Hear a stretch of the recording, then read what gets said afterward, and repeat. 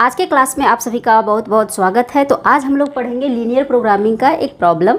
Linear programming क्या है, ये मतलब क्लास 12 का एक चैप्टर है। लीनियर प्रोग्रामिंग काफ़ी छोटा चैप्टर है, लेकिन बहुत लोग इसको बहुत कॉम्प्लिकेटेड समझकर छोड़ देते हैं। तो इसका थियोरेटिकल पार्ट जो है हमने पिछले वीडियो में किया था, 2 दिन पहले हमने वो वीडियो को बनाया था। तो उस वीडियो को जाकर ज़रूर देखिएगा, वहाँ पे कुछ बेसिक कंसेप्ट है जो मैं वहाँ पे बताई थी।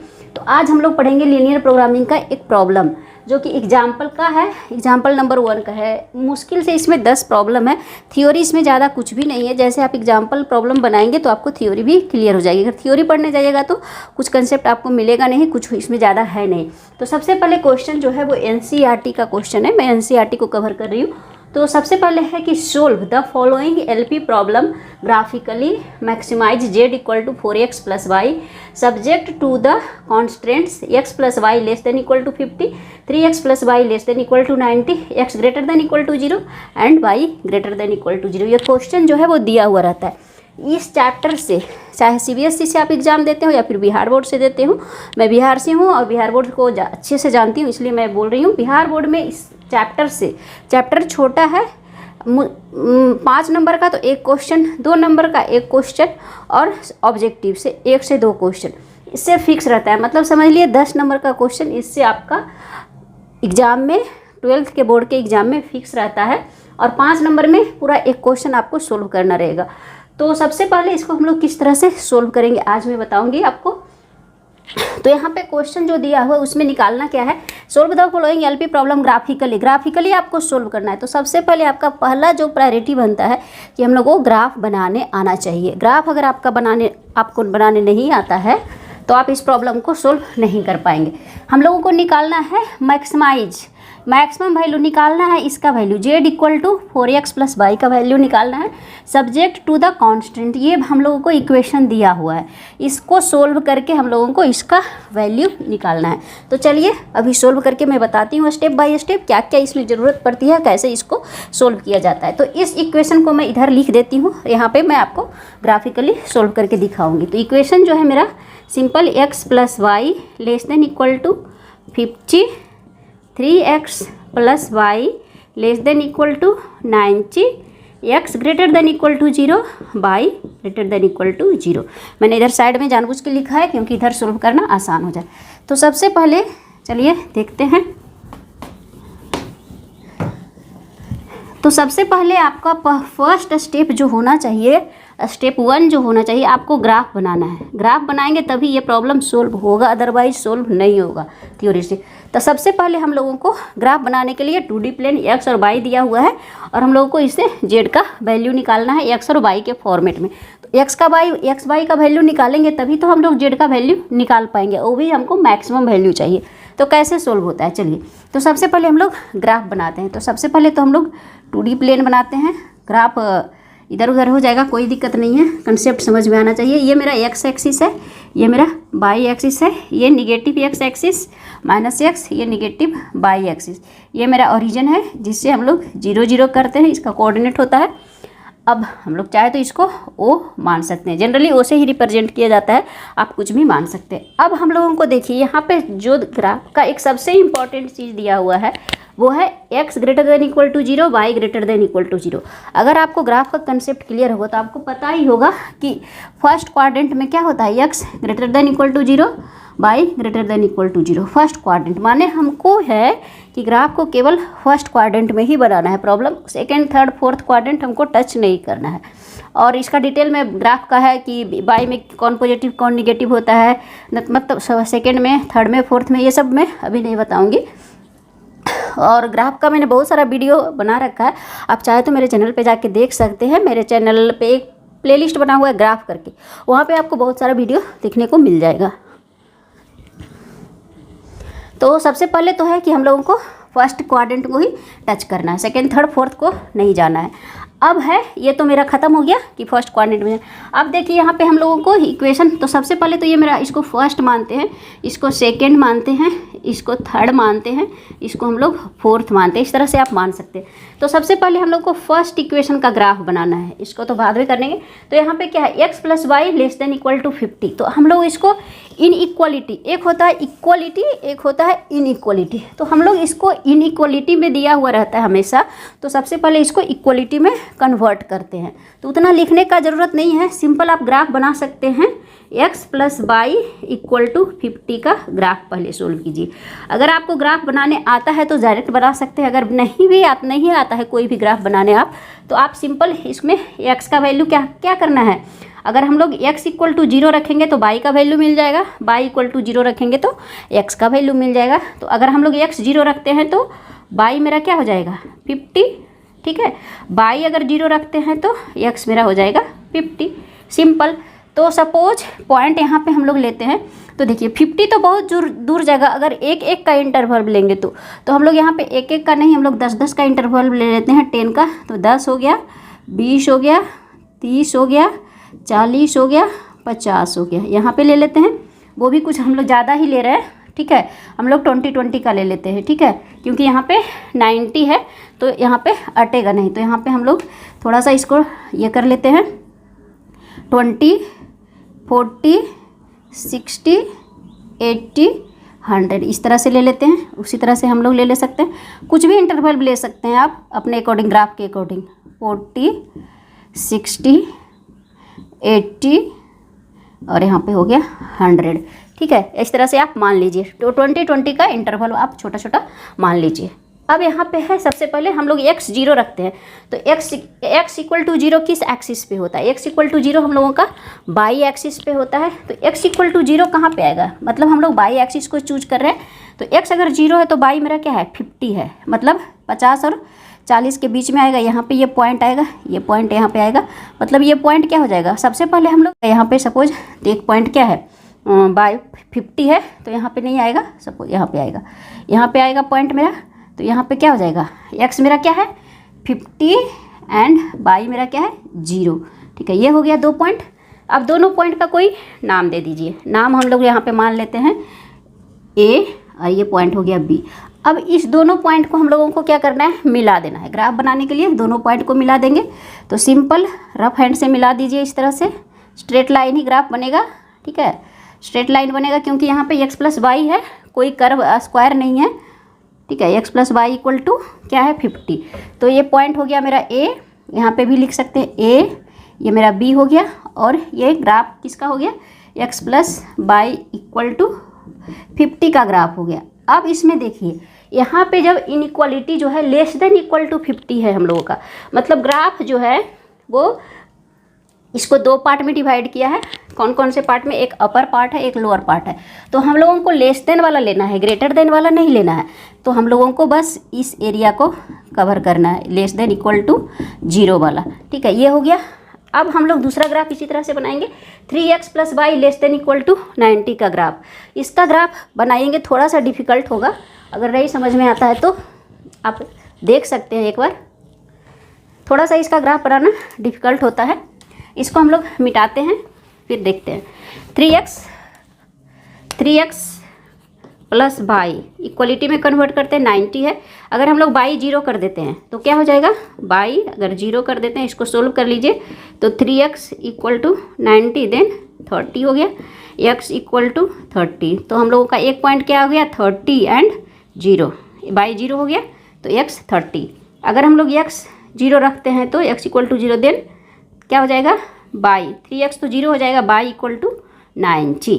तो मेरा एक पॉइंट क्या आ गया 0 और 90, ये दोनों पॉइंट। अब ये दोनों पॉइंट को हम लोग यहाँ पे लेते हैं, तो एक क्या है मेरा, सबसे पहला एक पॉइंट जो है वो 0 और 90 है। तो x अगर 0 होगा तो हम लोग का बाई पॉइंट मिलेगा।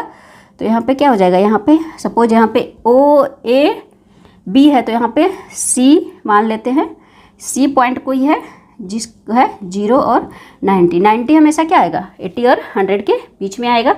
नेक्स्ट जो पॉइंट है मिला है मेरा सपोज D 30 और 0, तो y equal to 0, y equal to 0 किए तो x 30 आया। तो यहाँ पे क्या हुआ, 30 मेरा क्या आएगा, यहाँ पे आएगा पॉइंट। तो यहाँ पे सपोज c है तो यहाँ पे पॉइंट हम लोग d मान लेते हैं। ये पॉइंट मेरा आ गया कितना, 30 और 0, 30 और 0। अब इस दोनों पॉइंट को मिला दीजिए, सिंपल। तो अगर कोई यहाँ पे देखिए इस तरह से रनिंग टच, सिंपल इस तरह से मिला दीजिए, पॉइंट टू पॉइंट मिला दीजिए इस तरह से, ठीक है, समझ। और ये जो ग्राफ हो गया वो मेरा किसका हो गया, 3x plus y less than equal to 19। तो ये ग्राफ जो है वो मेरा बन गया 3x plus y less than equal to 90 का। और यहाँ पे देखिए पॉइंट को हमने मिला दिया। और इसका जो बनेगा ये भी देखिए लेस देन इक्वल टू 90 है, मतलब जो इनर सेक्शन होगा वो ये इस तरह ये होगा हमारा, ये पार्ट जो इसका, ये पार्ट मतलब ये पूरा अंदर वाला पार्ट होगा। इसका जो था वो पूरा इधर था, रेड ब्लैक वाला जो साइडेड एरिया है वो है आपका इसका x plus y equal to 50 का। और यहाँ पे 3x प्लस वाई, यहाँ पे लेस देन भी लिख सकते हैं, लेस देन मतलब नीचे वाला अंडर जो है बाउंडेड एरिया, ठीक है। तो यहाँ पे अब देखिए यहाँ पे कितने सारे पॉइंट्स हम लोगों को मिलते हैं, ओ, यहाँ पे A B C D और एक जो है कटिंग पॉइंट, दोनों का कटिंग पॉइंट हम लोग इसको E मान लेते हैं। तो इसका अब हम लोगों को पॉइंट सबसे पहले निकालना है, दोनों जहाँ पे कट करता है उसका हम लोग को कटिंग पॉइंट निकालना है। दोनों इक्वेशन को जब तक आपको सोल्व करने नहीं आएगा आप इसका पॉइंट नहीं निकाल सकते। तो सबसे पहले इसको सोल्व कीजिए। फर्स्ट स्टेप क्या था, हम लोगों को ग्राफ बनाना था, ग्राफ बना के हम लोगों ने ये कर दिया। अब सेकेंड स्टेप है कि हम लोगों को इसका जो है वो ये करना है, इसका पॉइंट निकालना है, सेक्शन पॉइंट, या फिर बोल सकते हैं दोनों का कटिंग पॉइंट। तो सबसे पहले इक्वेशन को सोल्व करते हैं। तो सिंपल सा क्या है, इक्वेशन कैसे लिखाएगा, हम लोग कैसे सोल्व करते हैं, x plus y equal to 50 लिख देंगे फर्स्ट इक्वेशन। सेकेंड क्या है 3x plus y equal to 90। सब कैसे इक्वेशन सोल्व करते हैं, सिंपल माइनस कर देंगे, बाई बाई मेरा कैंसिल हो जाएगा, यहाँ पे भी माइनस करेंगे तो यहाँ पे क्या हो जाएगा -40 आएगा, माइनस में आ रहा है कोई दिक्कत नहीं है। यहाँ पे देखिए x माइनस 3x तो -2x हो जाएगा, -2x माइनस माइनस कैंसिल 20। तो x इक्वल टू मेरा क्या हो गया 20। x का मान किसी में रख देंगे तो y का वैल्यू निकल जाएगा, इसमें रख देते हैं, सिंपल है। तो y इक्वल टू मेरा क्या हो जाएगा 20, 50 माइनस 20 30। तो यहाँ पे क्या हो गया x इक्वल और y मेरा कितना आ गया 20 30 हो गया। तो ये पॉइंट मेरा कितना आ गया 20 एंड 30, ये पॉइंट आ गया। तो ये पॉइंट निकालना जरूरी है। तो इतना सारा मेरा स्टेप हो गया। तो आप बुक में देखेंगे ये ग्राफ जो है आपका क्लियरली बना हुआ है, हम मतलब बना हुआ है, तो आप इसको चेक कर सकते हैं, लेकिन कैसे बना हुआ है ये नहीं बताया। तो ये चीज़ जो है आप लोगों का ज़रूरी है, कैसे ग्राफ जो है वो बनाया जाता है, तो इसके लिए मैं यहाँ पे बनाई हूँ। तो ये चीज़ हो गया। अब हम लोगों को इसको सोल्व कैसे करना है, तो यहाँ पे सबसे पहले इसको बॉन्डेड रीजन हम लोगों को चूज करना है। तो बॉन्डेड रीजन कौन सा रीजन होता है, दोनों का जो कॉमन एरिया आ रहा है। देखो ये भी ये पूरा पॉइंट का कॉमन एरिया मेरा इधर का आ रहा है, ये दोनों पॉइंट यहाँ पे इस ग्राफ का इधर आ रहा है। तो ये दोनों का जो कॉमन पार्ट है वो कौन सा है, तो इसका इधर ले लेते हैं। तो ये तो गायब हो गया मेरा, और इसका मैं इधर लेते हैं तो ये गायब। तो दोनों का जो कॉमन बचा है वो बस मेरा ये एरिया बचा है, इसको मैं दिखा रही हूँ। तो दोनों का जो कॉमन पॉइंट बचा है वो मेरा ये है। तो कॉमन क्या है, बॉन्डेड रीजन कौन सा, तो इस रीजन को हम लोग क्या बोलते हैं बॉन्डेड रीजन। यहाँ पे आप लिख सकते हैं, इसका मेरा क्या हो गया ये बॉन्डेड रीजन, बॉन्डेड रीजन हो गया। तो बॉन्डेड रीजन को नेम दे दीजिए इसका, कोई बॉन्डेड रीजन भी बोल सकते हैं, और इसको फिजिएबल रीजन बोलते हैं, फिजिएबल रीजन। तो बॉन्डेड रीजन जो कवर किया हुआ है वो कौन कौन से पॉइंट से कवर किया हुआ है मैं आपको दिखा रही हूँ। यहाँ पे सबसे पहले तो O पॉइंट है, और ये पॉइंट कौन सा है मेरा D पॉइंट है, O D E and B, ये मेरा क्या है मेरा बॉन्डेड रीजन है या फिजिएबल रीजन है। ये वाला O D E and B, ये मेरा ये पॉइंट है, फिजिएबल रीजन है। और सबका कोऑर्डिनेट है वो क्या है वो आपको पता ही होगा। O का कोऑर्डिनेट मेरा क्या है 0 0, मैं लिख रही हूँ नीचे, आप यहाँ पे देख सकते हैं। अब हम लोग को कॉर्नर पॉइंट, इसको हम लोग क्या बोलते हैं, जो भी फिजिएबल रीजन का जो भी पॉइंट आया वो उसे हम लोग क्या बोलते हैं कॉर्नर पॉइंट बोलते हैं। तो यहाँ पे कॉर्नर पॉइंट कौन कौन सा मिला, कॉर्नर पॉइंट्स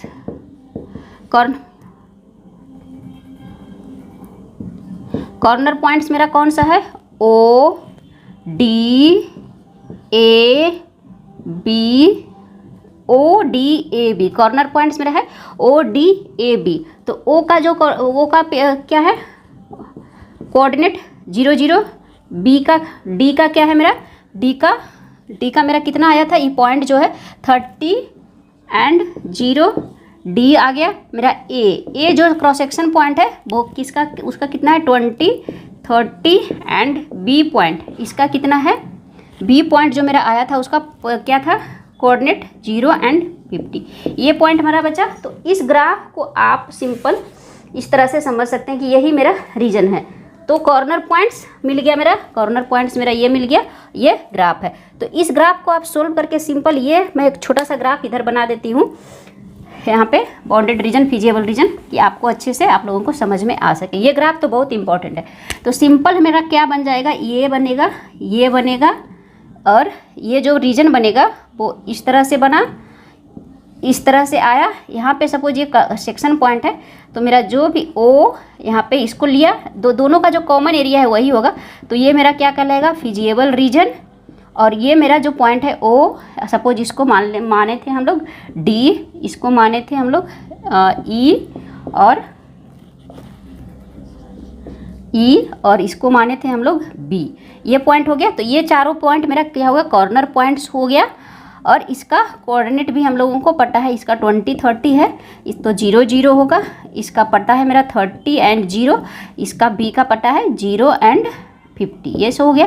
तो ये मेरा क्या है कॉर्नर पॉइंट्स हो गया। अब हम लोगों को क्या करना है, जेड का मैक्सिमम वैल्यू निकालना है। तो जो कॉर्नर पॉइंट्स आया है हमारा उस पर हम लोगों का मैक्सिमम वैल्यू कितना निकलेगा। तो मैक्सिमम वैल्यू निकालने के लिए सबसे पहले हम लोग क्या करेंगे, एक चार्ट बनाएंगे, सारे कॉर्नर जितने भी कॉर्नर पॉइंट्स हैं उस पर हम लोग जेड का वैल्यू निकालेंगे, एक्स वाई का वैल्यू रख के जेड का वैल्यू निकालेंगे।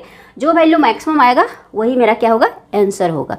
ठीक है, तो सबसे पहले ये ग्राफ को मिटाते हैं। अब ग्राफ का कोई ज़रूरत नहीं है, अब बस कॉर्नर पॉइंट्स हम लोगों को चाहिए होता है। तो सबसे पहले एक यहाँ पे हम लोग चार्ट बनाएंगे, पॉइंट्स लिखते हैं सारे कॉर्नर पॉइंट्स पे, और दूसरे उधर हम लोग लिखते हैं करस्पॉन्डिंग वैल्यू ऑफ जेड।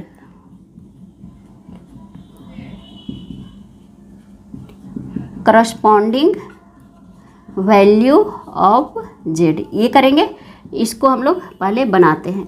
तो सबसे पहले हम लोग को कॉर्नर पॉइंट्स कौन कौन सा है मेरा है, सबसे पहला कॉर्नर पॉइंट है मेरा 0 0 0 0 पे कितना वैल्यू आएगा वो लिखेंगे 30 0, उस पे कितना वैल्यू आएगा वो लिखेंगे 20 30। कॉर्नर पॉइंट्स का केवल लेना है, पॉइंट्स तो हम लोगों को बहुत मिला है, 4-5 पॉइंट्स मिला है, लेकिन हम लोगों को केवल और केवल कॉर्नर पॉइंट्स लेना है 0 और 50, ये हो गया।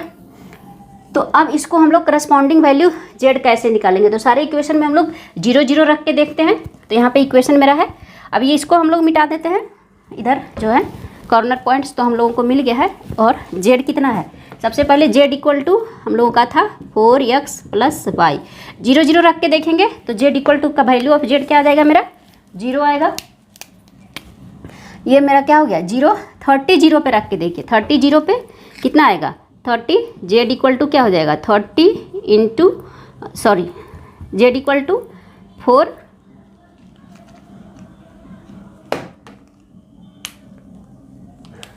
यहाँ पे हो जाएगा 4 इंटू 30 + 0 मतलब 120।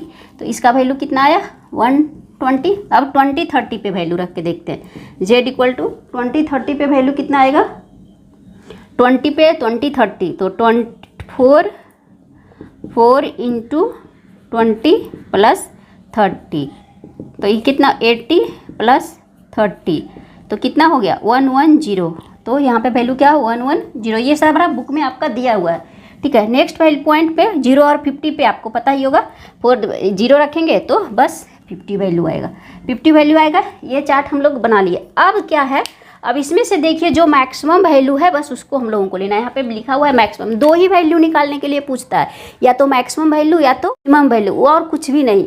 तो मैक्सिमम वैल्यू रहेगा तो हम लोग मैक्सिमम वैल्यू निकालेंगे, मिनिमम वैल्यू रहेगा तो हम लोग मिनिमम वैल्यू निकालेंगे।